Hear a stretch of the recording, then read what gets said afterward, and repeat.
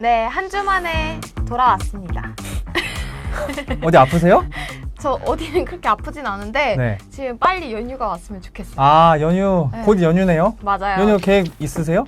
연휴요? 네. 아직 계획은 없는데 푹 쉬고 싶습니다. 그냥 아무 생각하지 않고 아침부터 밤까지 시체처럼 누워있고 싶어요. 현석 기자는 뭐 계획 있으세요? 저요. 어디 놀러 가려고 했는데 근데 못 갈 것 같아요. 왜요?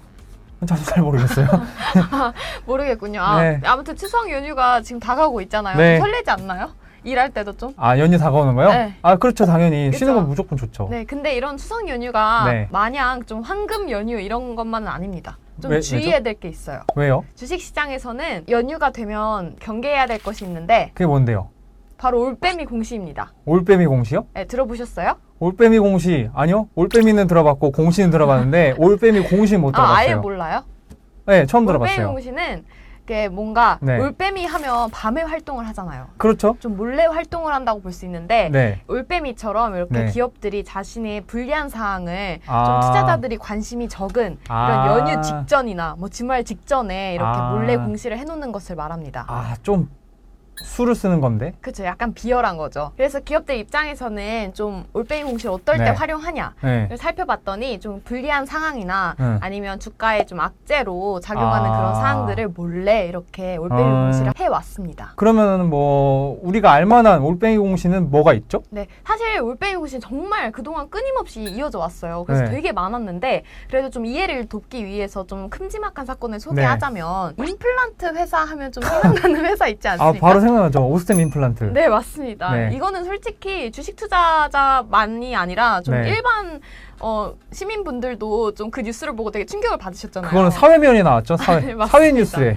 네, 거의 자기 자본의 네. 100% 넘는 금액을 네. 한 직원이 횡령을 했었는데 네. 이 공시도 올빼미 공시가 됐었습니다. 아, 그래요? 또 다른 올스템 임플란트 공시 당일 좀 사흘 전에 있었던 그런 올빼미 공시가 또 있었는데 네. 이때 엔투텍이라는 회사가 엔투텍이요? 네, 마스크 계약을 1,140억 원어치를 원래 공급 계약을 체결을 했었어요. 네. 근데 이거를 취소한다는 공시를 또 몰래 냈습니다. 이게 상당하게 실적에 영향을 줄 수 있는 부분이기 때문에 공급 계약이 철회됐다는 이런 공시는 엄청 주가에 악재로 작용하거든요. 그래서 이 계약 상대방이 발주 의무를 이행하지 않았다는 건데 네. 해지된 계약 금액이 매출액 대비 1930.98%였습니다. 아, 그렇게 네, 엄청난 와요? 영향이 있었던 거죠. 그러니까 투자자들에게는 엄청난 악재였던 건데 이러한 사실을 또 투자자들이 잘 공시를 보지 않는 이제 애매한 시간인 좀 네. 그런 폐장일 다음 날 2시 반에 공시를 했다는 점이 좀 논란이 됐었습니다. 그러면 올빼미 공시의 뭐 다른 현황이나 지금 추세 같은 건 어때요, 좀? 네, 추세도 사실 줄었어야 맞는 거거든요. 근데 네. 꾸준히 있어 왔어요. 그러니까 지금도?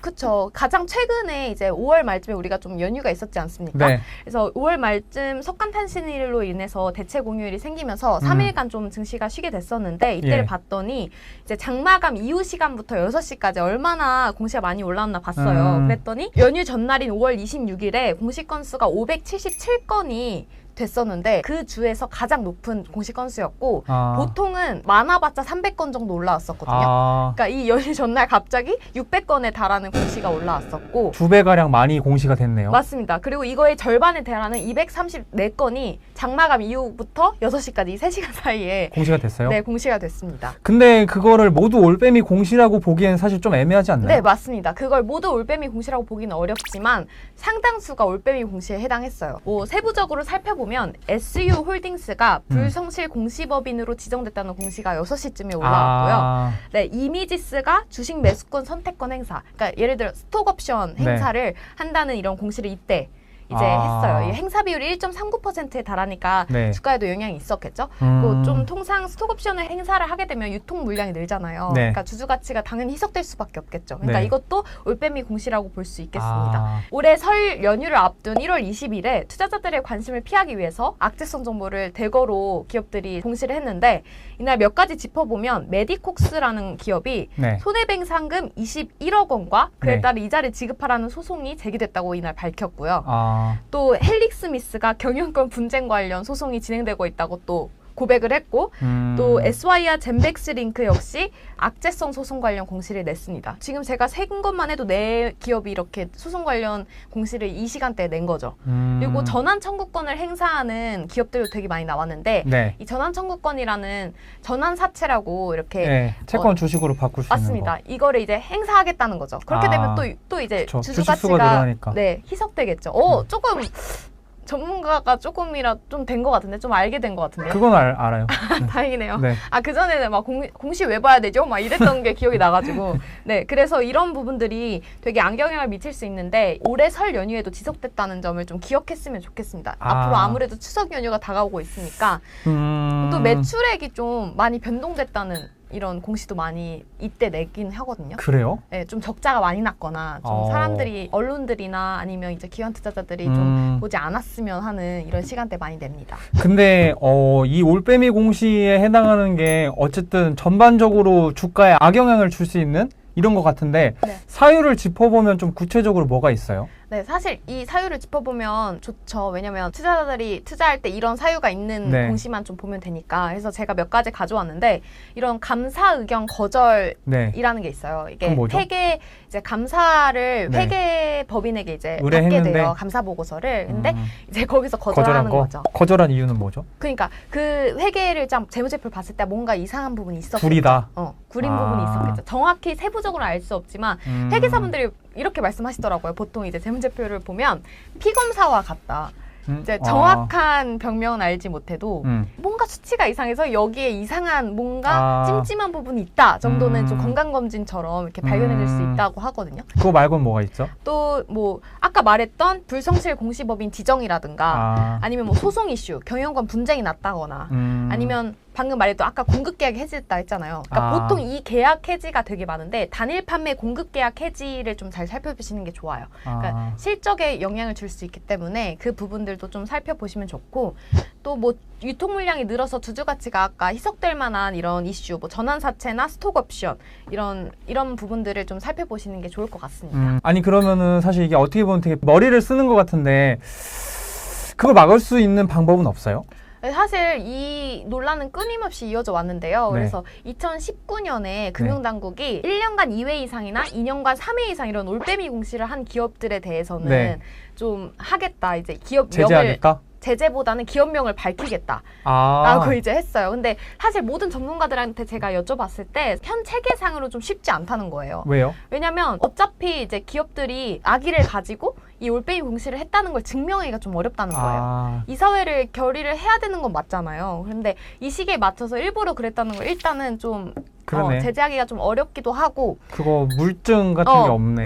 약간 물증이 없다는 거죠. 그쵸. 다 그냥 추측하는 거지. 네, 너네 그래서 그랬을 것이다. 약간 이런 네, 느낌. 맞습니다. 너무 정황상 이게 100% 올빼미 공시였어요. 너무 의도가 있는. 그래서 지정한다고 하더라도 솔직히 기업들 입장에서는 이게 행정처분도 아니고 좀 기업명 밝혀지는 건 크게 좀 영향이 없을 것 같잖아요. 그래서 이게 사실상 명확히 좀 막을 수 있는 조치는 없고 그래서 어찌 보면 올빼미 공시가 항상 고질병으로 좀 자리 잡고 있는 이유예요.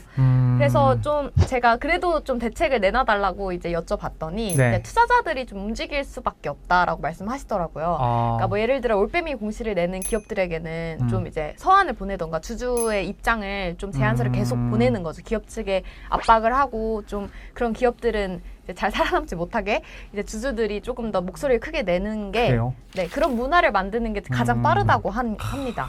근데 먹힐까요? 그러니까요. 사실 2000년도 초반 때는 공시가 9시까지 가능했어요.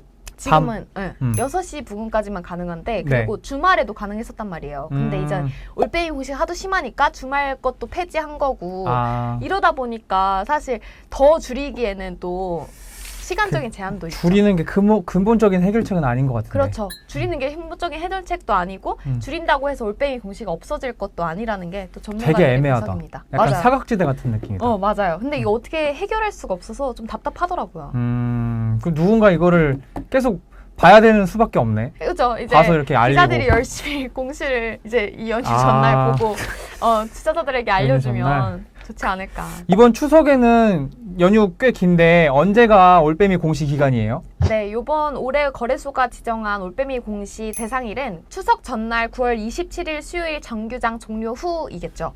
그래서 다만 거래소가 이렇게 지정했음에도 사실 연휴가 그동안 5월 말에도 그랬고 올해 네. 설일도 그랬고 계속해서 올빼미 공시가 이어졌던 걸 고려하면 네. 이번에도 없다고 보기는 좀 어렵겠죠. 그래서 잘 보셔야 될 것 같고 투자자들도 좀 주의하셔서 이날은 좀 어떤 공시가 나왔는지 좀 보시는 것도 중요할 것 같습니다. 혹시 눈여겨보는 기업 있어요? 올빼미 공시 할 만한 곳? 그러니까 이걸 알면 좋잖아요. 솔직히 이걸 알면 좋을 텐데 사실 어떤 이사회의 결의사항이 제가 있는지 알지 못하고 그래서 올빼미 공시인 거잖아요. 그래서 이때쯤 보면 이때 시간대쯤에 올라온 공시들은 거래소가 좀 투자자 보호를 위해서 이제 다시 개장이 됐을 때 한 번 더 올려요. 한 번 더? 9월 27일 날 딱 봤을 때 좀 이거 올빼미 공시인데? 라고 지정된 공시들은 10월 4일이죠. 이번에 화요일 이제 딱 그 휴일이 끝난 정규장 시작 전에 다시 한번 올려주시니까 그런 걸 좀 잘 살펴보면 좋을 것 같습니다. 근데 궁금한 게 이 올빼미 공시가 이게 막 약간 관용어 같은 거예요? 아니면 진짜 그냥 있는 개념이에요? 개념이긴 해요. 왜냐면 이게 이제는 너무 널리 사용된